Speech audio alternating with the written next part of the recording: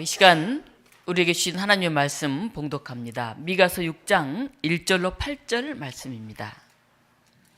구약성경 1295쪽에 있습니다.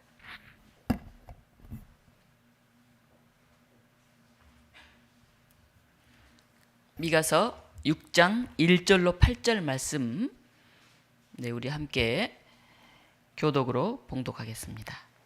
너희는 여호와의 말씀을 들을지어다. 너는 일어나서 산을 향하여 변론하여 작은 산들이 내 목소리를 듣게 하라 하셨나니,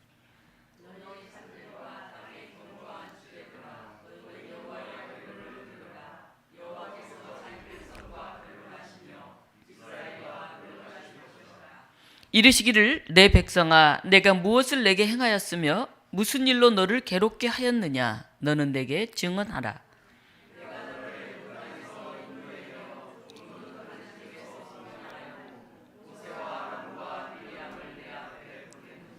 내 백성아, 너는 모압 왕 발락이 꾀한 것과 부올의 아들 발람이 그에게 대답한 것을 기억하며 시딤에서부터 길갈까지의 일을 기억하라. 그리하면 나 여호와가 공의롭게 행한 일을 알리라 하실 것이니라.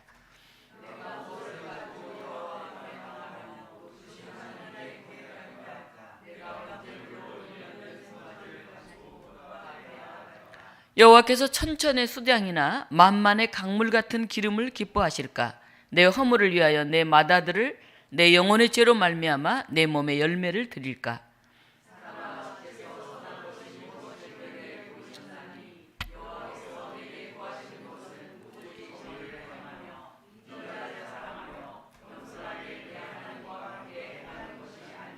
아멘.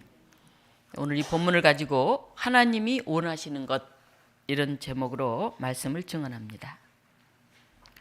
사람들은 사랑받기를 원하고 또 사랑하며 살려고 합니다. 그런데 어떻게 해야 되는지, 때로는 상대방이 무엇을 해야 기뻐할지, 그리고 상대가 원하는 게 진정 무엇인지 우리가 알지 못하는 때가 많습니다. 내가 나름대로 참 정성을 다해 잘해준다고 생각하는데 상대는 받아들이지 않고 불만이 많아지면 거기서 갈등이 생기기도 합니다. 그럼 어떻게 하라고?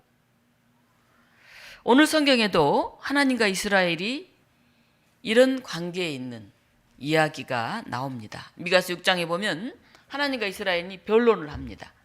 여기서 변론은 법정 재판의 형식을 띠고 있습니다. 하나님께서 이스라엘 백성들을 법정에 세워서 묻습니다. 여러분 혹시 재판에 참석해 보셨습니까? 재판에 이렇게 참여해 보니까 판사가 등장하면 거기 일반적인 사람들이 다 이렇게 일어섰다가 앉습니다. 그것은 이 법관 개인에 대한 그런 인사라기보다는 저는 이 사법부를 존중합니다. 그 권위를 제가 인정합니다. 그런 의미로 해석이 됩니다. 또 재판 시작 전에 어수선한 그런 분위기를 하나로 딱 모아내는, 그래서 정돈하는 의미도 있습니다. 오늘 1절에서도 잘 들어라 이렇게 시작합니다. 지금 하나님의 말씀을 잘 들어라, 하나님에 대한 존경의 마음을 가지고 너희가 이 얘기를 새겨라 하는 그런 뜻이죠. 하나님은 이스라엘의 청중들, 즉 판사와 회중들에게 기소 내용을 지금 낭독하는 것과 같습니다. 고대 이스라엘 재판에는 반드시 필요한 게 있었는데 증인이 있어야 돼요. 증인. 지금은 갖가지 서류로 그 증거 자료가 나오지만 당시는 뭐 그런 녹음한다든지 이런 것들이 별로 없었죠. 그런데 하나님은 오늘 자연세계 산을 증인으로 세웁니다. 산은 산들아 내 목소리를 듣게 하라. 오늘 1절이 이렇게 나오는데요. 산은 이스라엘 백성들이 한 일을 다 알고 있다, 그런 뜻입니다. 2절 3절 보면 여호와께서 이스라엘과 변론하실 것이라. 내 백성아, 내가 무엇을 너에게 행하였으며 무슨 일로 너를 괴롭게 하였느냐. 그렇게 지금 묻습니다. 주전 8세기에 이스라엘은 고난을 당하고 있었습니다. 그런데 그 고난은 그들 스스로 하나님에 대한 죄악으로 인한 것이었어요. 근데 그들은 자신의 모습을 돌보면서 야, 내가 참 잘못했구나, 내가 참 부끄럽구나 이렇게 생각하지 않고 하나님을 막 원망했습니다. 하나님 왜 이런 일이 있습니까? 왜 이렇게 힘들게 하십니까? 그렇게 원망을 했어요. 그래서 하나님은 산들, 땅 이걸 다 불러가지고 이스라엘을 재판 법정에 세웁니다. 자, 산들을 보라, 땅을 보라, 이 모든 것들이 너희의 증인이다. 그렇게 얘기를 하고 있는 것이죠. 너는 내게 증언하라 이렇게 오늘 성경에 나오는데요. 이 말은 너는 나한테 대답하라 그런 뜻입니다. 너희들이 불평하고 불만하고 이렇게 하는데 그게 과연 정당한 것인지 스스로 살펴보라. 법적으로 지금 요구하는 것과 같습니다. 그리고 오늘 6절에서 8절은 좀 더 부드러운 내용이에요. 하나님이 구하시는 게 뭔가 이 스승과 제자 사이에 또는 제사장과 성도 사이에 그런 대화 형식으로 뒷부분 나옵니다. 앞부분은 재판 형식이고요. 뒷부분은 대화 형식입니다. 예언자 미가는 지금부터 약 2700년 전에 이스라엘 땅의 남쪽에서 하나님의 말씀을 전하던 사람이었습니다. 유다의 요담, 아하스, 히스기야 3대에 걸쳐서 예언을 했다고 나와 있는데 그렇게 긴 시간 동안 다 미가가 예언했다고 생각하기 좀 어렵습니다. 그래서 미가는 주전 734년부터 700년 사이에 주로 활동을 했고 그 후에 바벨론 포로 생활 중에 그의 제자들 또 미가를 따르던 사람들이 이야기들을 좀 더 보완해서 완성한 것이다 이렇게 생각을 하고 있습니다. 미가는 농촌 출신이에요. 당시 예언자들은 궁궐에서 예언하는 왕정 예언자가 있었는가 하면 제아 예언자가 있었어요. 근데 미가는 제아 예언자였죠. 그래서 아시리아가 침략해서 북이스라엘을 함락시키고 또 예루살렘도 시시탐탐 노리는 그런 굉장히 어려운 시기에 미가는 이 예언을 했습니다. 이스라엘 사람들이 미가한테 묻습니다. 내가 주님 앞에 나아갈 때 높으신 하나님께 예배드릴 때 무엇을 가지고 나가야 합니까? 하나님이 정말 기뻐하시는 것, 하나님이 정말 원하시는 것은 무엇입니까? 그렇게 물었어요.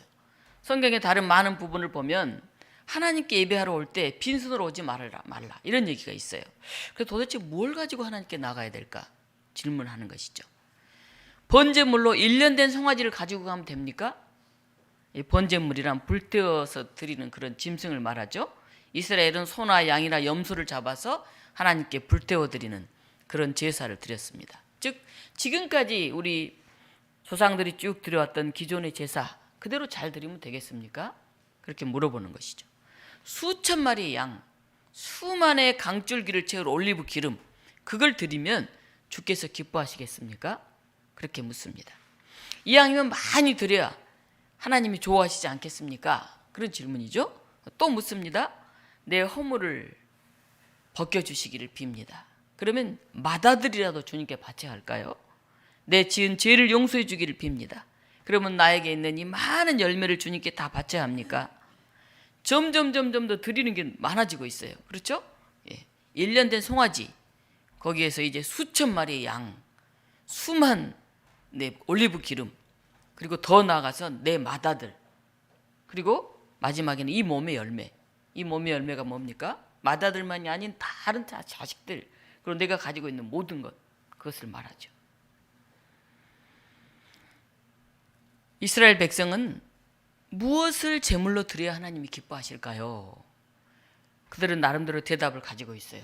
송아지, 수량, 기름, 맏아들 많은 엄청난 것 그걸 드리면 하나님은 기뻐하실 거다. 그런데 예언자는 다른 답을 가지고 있습니다. 하나님이 기뻐하신 것, 원하시는 것 그건 제물이 아니라 바로 사람이다. 그렇게 말하고 있습니다. 내가 무엇을 가지고 여호와 앞에 나아가며 높으신 하나님께 경배할까라고 묻는 바로 당신 하나님 그것을 원하신다. 이렇게 말씀하십니다. 여기 계신 분 그건 너라고 하는 가수 이장희 씨의 노래 아십니까? 그 노래를 아는 분은 조금 나이가 드신 분이겠죠? 네. 1970년대에 금지곡들이 있었어요. 그런데 75년 긴급조치 구호와 함께 공연활동 정화대책이라는 게 발표가 됐습니다. 그래서 그 기존에 발표된 곡부터 아주 여러 곡들을 다 검열해가지고 대중가요를 금지를 시켰는데요. 그때 무려 200여 곡이 금지가 됐어요. 그러면 그 중에 그건 너 이게 금지곡인데 도대체 어떤 가사길래 금지를 시켰을까? 제가 한번 읽어볼게요. 금지될 만한 건가 보세요.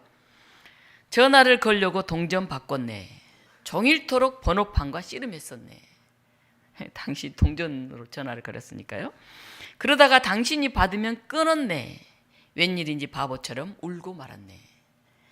그건 너, 그건 바로 너 때문이야. 그건 너, 그건 바로 너 때문이야. 어떻게 금지될 만한 내용입니까? 동전 바꾸면 안 되나요? 네, 전화 끊으면 안 되나요? 울면 안 되나요? 네. 단순히 이별의 아픔에 대한 노래예요. 근데 왜 이게 금지됐냐면 당시 정치 권력자들 향해서 그건 너, 바로 너 때문이야 이렇게 비판하는 내용일 수 있다, 이 노래 부르면. 그래서 그거를 금지시켰습니다. 또 하나 있어요. 신중현의 미인이라는 노래 있어요. 이제 이런 노래들이 나중에 굉장히 더 유명해졌는데, 이게 풀리면서 한 번 보고 두 번 보고 자꾸만 보고 싶네, 이런 가사예요. 박정희 정권이 1969년 3선 개헌을 했습니다. 그래서 유신 체제를 통해 잠기 집권을 했어요. 이제 국민들이 직접 선거를 뽑지 않고 체육관에서 이제 몇몇 사람들이 뽑는 그런 선거로 바꿨죠. 그랬더니 젊은이들이 풍자해가지고 한 번 하고 두 번 하고 자꾸만 하고 싶네, 이렇게 노래를 가사를 바꿔 부른 거예요. 3선 하면 그만해야 되는데 계속 한다고. 지금은 딱 5년 단임밖에 안 돼서 또 너무 짧잖아요. 그래서 4년 해서 두 번 정도는 하면 좋겠다, 이런 제안이 나오는데 하도 장기 집권했던 경험이 있어가지고 이 쉽지가 않아요. 그러자 금지예요. 금지. 한 번 하고 두 번 하고 자꾸만 하고 싶다고 했다. 87년도에 서울대생 박정철 군이 물고문으로 죽은 사실이 밝혀졌어요. 양심 있는 의사에 의해서 밝혀졌죠. 지금 같으면 밝혀질까 싶어요. 그 시민들이 직선제를 해야 된다, 그리고 독재하면 안 된다 하고 막 외치고 일어났죠. 그해 6월에 연대생 이한열 군이 최루탄에 맞아서 사망을 했습니다. 그래서 아주 불붙듯이 국민들이 들고 일어났어요. 그래서 도저히 안 되겠다 싶어서 당시 노태우 민정당 대표위원이 6.29 선언을 통해서 대통령이 이제 직선제를 하겠다, 직접 뽑겠다. 그래서 지금 우리가 직접 우리 손으로 대통령을 뽑게 된 거예요. 그리고 1987년 그때 비로소 이제 금지곡들이 해제가 됩니다. 오늘 8절, 예언자는 하나님이 기뻐하시고 원하는 것 세 가지를 말하는데요. 그것은 바로 그건 너라고 하는 것입니다. 첫 번째는 오직 정의를 행하는 너. 여기 나오는 정의를 다른 본문에서는 공의, 공정으로 옮겨놨어요. 요즘 젊은이들이 막 분노하는 게 있는데 공정하지 않으면 막 분노합니다.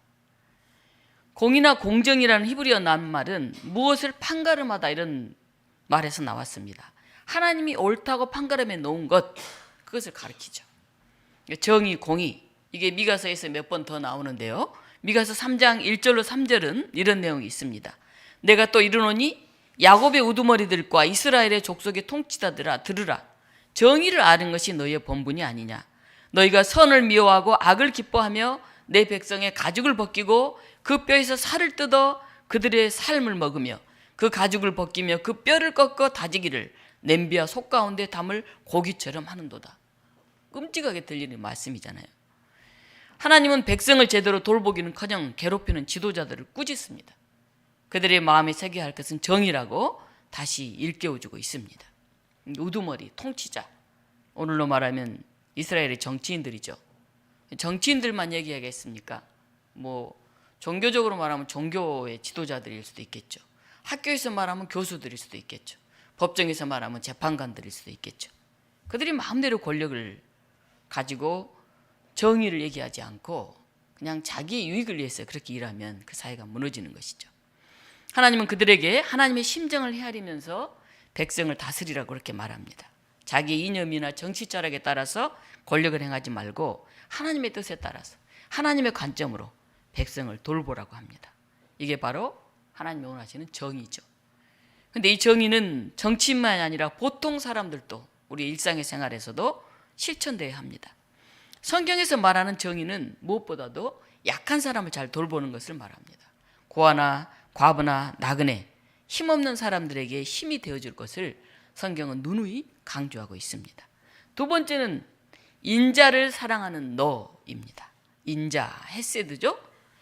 이 헤세드 하면 우리가 사랑, 인애 뭐 이렇게 이해할 수 있는데 원래는 둘 사이에서 어느 한쪽이 다른 쪽에게 해야 될 도리나 의무를 뜻해요.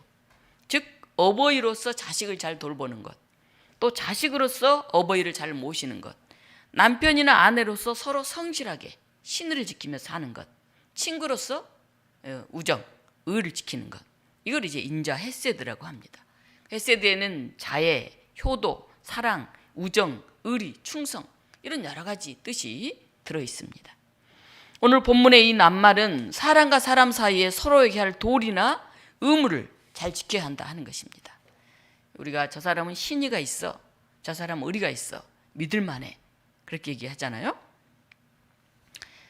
한 공동체가 제대로 유지되고 발전하기 위해서 꼭 필요한 삶의 방식이 바로 이 인자, 헤세드, 의리, 신의입니다.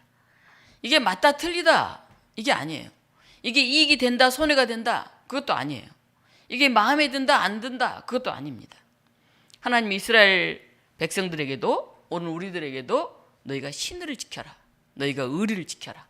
그렇게 얘기를 하시는 겁니다. 세 번째 마지막은 겸손하게 하나님과 함께 동행하는 너입니다. 너. 이걸 좀 더 풀어서 말하면 아주 신중하고 조심스럽게 하나님과 함께 걸어간다. 그런 뜻이에요. 교회에서도 너무 지나친 사람들이 있어요. 과유불급. 일을 너무너무 열심히 하는데 정도에 지나치면 그게 좀 약간 미치지 못함과 같다. 그런 뜻이죠. 교회 일에 관심 갖는 건 좋은데 매사에 너무 자기 방식으로 이렇게 간섭하는 사람들이 있어요. 조심해야 되죠. 주로 교회 오래 다닌 사람들, 또 직분이 높은 사람들, 이런 분들이 그러기 쉬운데 우리가 그 사람이 스스로 생각하고 자라날 수 있도록 기다려줘야 돼요. 또 하나는 너무 경직되어 있지 않나 우리가 생각해야 됩니다. 옛날 방식만 고수하면서 그게 옳다, 나는 이렇게 자라났다 이 주장하면 젊은 사람들이 자리 잡기가 어렵죠. 또 한 가지는 자칫 벗어나지 않았나 생각해야 돼요. 우리가 너무 자유분방하면 정도를 벗어나기 쉬워요. 서로 존중하고 격려해야 되는데 어른들에게도 은근슬쩍 툭툭 이렇게 반말하는 사람들이 있어요. 교회에서. 또는 목회자에게 반말을 툭툭 하는 사람들도 있어요.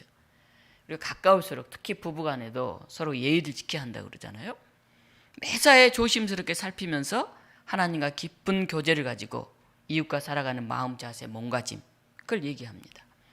여러분 구약 성경에 보면 하늘로 승천한 사람이 나오죠? 누굽니까? 예, 엘리야죠. 엘리야 선지자. 그 선지자는 굉장히 위대한 일을 많이 했잖아요. 그래서 모세와 더불어서 이스라엘의 큰 예언자입니다. 또 한 사람이 나와요. 창세기에 에녹이 나옵니다. 에녹은 어떤 일을 했는지 거의 나오지 않아요. 단 한 줄 나오는데 하나님과 동행하였다. 딱 한 줄이 나와요. 하나님 안에서 하나님과 함께 신중하게 걸어간 삶이 그토록 소중하다는 거예요. 죽음을 보지 않고 그냥 승천한 대단히 위대한 엘리야 같은 반열에 에녹이 올라 있습니다. 우리의 삶 전체가 하나님과 관련되어 있다는 것을 의식하면서 우리가 하나님 앞에 겸손하게 살아야 할 것입니다. 그때 비로소 우리에게 사람다운 향기가 나고 하나님의 피조물다운 역사가 일어날 것입니다. 송아지나 소나 그 기름이나 자식을 드리는 그 어떤 제사보다 더 중요한 것은 바로 그것을 드리는 사람, 바로 너, 여러분들이라는 것입니다.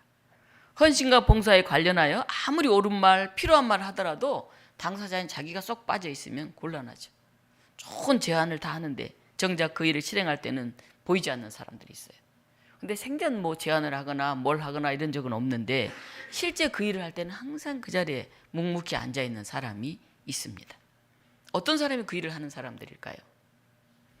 하나님은 송아지, 수장, 기름, 맏아들, 열매보다 바로 당신을 원하십니다.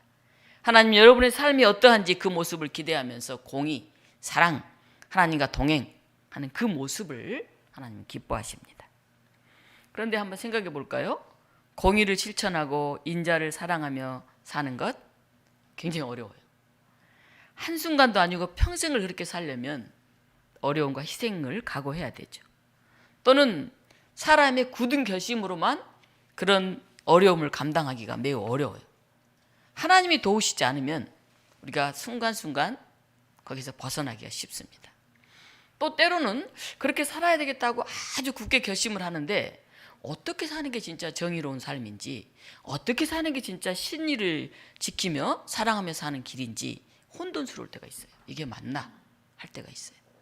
나름대로 이게 정의로운 길이라고 믿음의 길이라고 열심히 걸어갔는데 한참 걸어가다 보니까 이거 착각이 아니었나 깨닫게 될 때도 있어요. 내가 신의를 지키고 사랑으로 행한다고 생각했는데 너무 그냥 포주기식 사랑으로 그 사람을 세우는데 실패한 게 아닐까? 이렇게 깨닫게 될 때도 있습니다. 결국은 정의를 실천하고 신의를 지키며 사랑으로 살려는 사람은 아주 신중하게 하나님과 동행하면서 갈 수밖에 없어요. 하나님, 이 길이 맞습니까? 제가 잘 가고 있나요? 제가 생각한 이 의가 하나님 생각하는 의와 같나요? 하나님, 이런 사랑이 저 사람을 스스로 세우는 그런 사랑일까요? 끊임없이 물어야 됩니다. 예수님 어떻게 하셨죠? 이럴 때 이렇게 물어야 돼요. 모든 판단의 기준을 하나님의 말씀에 두고 조심하게 불의한 세력에 기죽거나 꺾이지 않고 또 마음이 냉랭해져서 긍휼히 여김을 잃지 않게 나와 함께 가시는 하나님의 손을 꼭 붙들고 험난한 길을 걸어가야 됩니다. 때로는 그 과정에서 성공을 이루었을 때 내가 잘했지 이렇게 너무 우쭐해서 교만해지면 안 돼요. 실패하고 낙심될 때 나를 지키며 내 손을 잡고 가신 하나님 은혜를 기억하면서 더 주님의 손을 꼭 잡고 걸어가는 우리가 되었으면 합니다. 오늘 우리 김강민 곽정현 집사님 또 우리 지수 지웅 가족이 우리와 마지막 예배를 드리고 이제 김해로 이사를 하게 됩니다. 우리 지수가 유치원 학생일 때 와가지고 5학년으로 쑥 자랐네요. 그래서 떠나보내게 된 게 굉장히 아쉽습니다. 목회자가 그 교우들 한 사람이 이사하거나 뭐 멀리 가거나 이렇게 못 나오게 되면 굉장히 아쉬워요.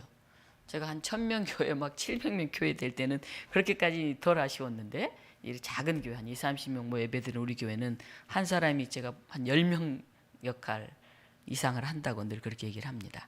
지난주 우리 장로님 조목사님과 함께 신방 가서 예배를 드리고 기도하고 왔습니다. 그리고 이제 그곳에 있는 기장교회를 이제 소개해 주었습니다. 우리 지수중이가 신앙생활 잘 하다가 다시 또 올라올 날이 있겠죠? 네, 그래서 반갑게 만났으면 좋겠습니다. 또 요즘 줌이 잘 돼서 온라인으로도 계속 볼 수 있으리라고 생각을 합니다.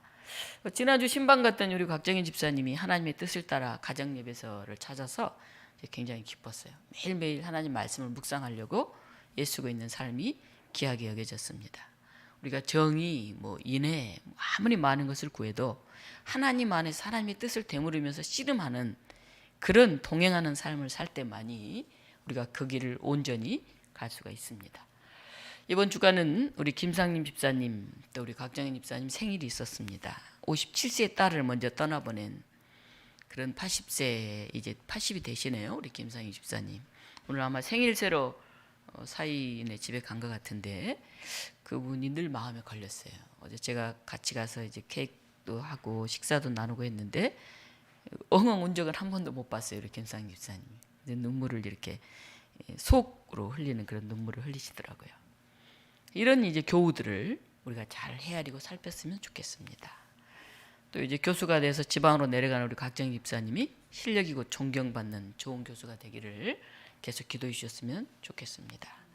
또 큰 각오를 하고 다니던 좋은 직장을 휴직하고 가는 우리 김강미 집사님 또 우리 지수 지웅이 온 가정이 더 하나님과 동행하는 그런 발걸음이 되기를 간절히 바랍니다. 이 가족들을 위해서 우리 교우들도 계속 기도하면서 사랑의 마음을 나누어 주시기를 바랍니다. 우리 독립문 교우 여러분 한 가정 한 가정을 보면 정말 아파서 누워있는 자녀를 둔 우리 빼곡자 집사님 같은 분도 계시고 또 사랑하는 이제 우리 귀한 자녀가 학교도 잘 다니고 취업도 잘하고 결혼도 잘하고 이렇게 자리매김 하면 좋은데 그렇게 살아내기가 참 쉽지 않는 이 오늘 현실을 살면서 자녀들을 위해서 애쓰고 씨름하고 기도하는 또 그런 우리 집사님들도 계십니다. 한 사람 한 사람 한 가정 한 가정이 주님의 손을 꼭 붙잡고 하나님의 공의와 사랑 안에서 걸어갈 수 있게 되기를 우리가 함께 기도하고 그 축원하는 마음을 모았으면 좋겠습니다. 그 가운데 여러분 모두가 하나님이 기뻐하시고 원하시는 복된 삶을 살아갈 수 있을 것이라고 확신합니다. 내가 무엇을 가지고 하나님께 나아갈까? 양을 드릴까? 많은 기름을 드릴까? 차라리 내 아이 맏아들을 드릴까? 아니, 바로 너, 그건 너, 당신의 마음과 나와 동행하려고 하는 손을 붙들려고 하는 그 열정을 드려다오. 하나님 그렇게 말씀하시는 것 같습니다. 이 시간 우리 같이 기도하겠습니다. 하나님이 원하시는 게 뭘까요? 우리가 시간을 드리고 정성을 드리고 예물을 드린다고 늘 했지만은 정말 드려져야 할 하나님의 손에 붙들림 받은 나를 하나님 앞에 내어놓지 못했습니다. 하나님 이 시간 고백합니다. 하나님 제가 하나님의 손을 붙들겠습니다. 부족하지만 저를 드리겠습니다. 정결케 하시고 저를 들어 하나님의 귀한 일에 사용하여 주시옵소서. 하나님, 우리 가족의 눈물을 드립니다. 우리의 새로운 출발의 소망을 드립니다. 이별의 아픔 속에서도 잃지 않는 하나님을 향한 믿음을 드립니다. 하나님, 오늘 우리의 삶 속에 함께해 주시옵소서. 시간 같이 한 1분 정도 잠깐 기도하시겠습니다. 하나님이 정말 원하시는 게 무엇일까 묻습니다. 우리가 많은 것을 하나님께 드리려고 하다가 때로는 지치고 때로는 힘겨워할 때가 있습니다. 하나님, 정말 하나님이 필요로 하시는 것, 그건 바로 나 자신임을 깨닫게 하여 주시옵소서. 하나님, 동행하는 그 삶이 무엇보다 귀한 것임을 우리가 느끼게 하시옵소서. 우리 교우들 안에 육신의 질병을 가지고 있는 이들이 있습니다. 몸이 아픈 자녀들을 주님 기도하면서 애쓰면서 돌보는 부모들이 있습니다. 하나님, 앞이 보이지 않는 캄캄한 속에서 스스로 일어서지 못하고 우울한 마음들, 다친 마음을 간직하고 있는 우리의 교우들도 있습니다. 하나님, 경제적인 어려움 속에서 정말 허덕이며 힘들어하는 이들도 있습니다. 하나님, 우리 안에서 또한 기쁨의 찬양을 부르며 새로운 비전을 가지고 나아가는 이들도 있습니다. 하나님, 저희가 모두 주 안에서 하나님을 고백하게 하시고 함께 손을 붙들고 하나님 나라를 향해서 하나님 우리에게 말씀하시는 그 사랑의 공동체를 위해서 우리가 더불어 나아가게 하여 주시옵소서. 여전히 눈물이 있는 이 땅의 어두운 곳에 우리가 공의를 세우는 믿음의 사람들이 되게 하시고, 주님, 아직도 우리의 말 한마디, 따뜻한 가슴이 필요한 그들에게 하나님 우리가 더 다가갈 수 있는 시간들을 허락하여 주시옵소서. 하나님, 어려울수록 하나님을 의지하게 하시고 그 안에서 기뻐하게 하시고 감사할 수 있는 저희들의 일상이 되게 하여 주시옵소서. 우리에게 임하시는 우리 주 예수 그리스도 이름으로 기도하옵나이다. 아멘.